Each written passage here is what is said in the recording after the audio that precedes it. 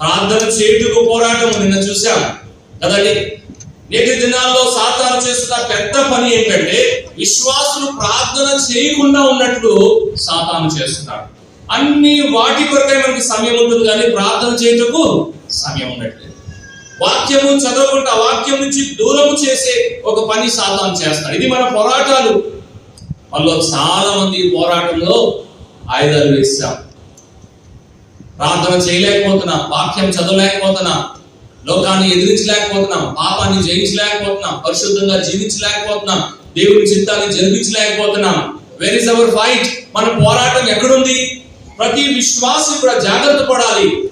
ఓ విశ్వాసి, యేసు ప్రభువుని బట్టి నువ్వు ఒక పోరాటంలో ఉన్నావు. ఆ పోరాటాన్ని నీకు ఉన్న ఆ స్థాయిలో ఉత్తమంగా నువ్వు పోరాడాలి. Give your best in this fight. ఈ పోరాటంలో నీ శ్రేష్టమైనది నీకు పౌలు అంటున్నాడు, మంచి పోరాటము పోరాడు. అంటే ఏంటి దాని అర్థం? పౌలు ఎక్కడ కూడా ఏ విషయంలో కూడా రాజీ పడలేదు.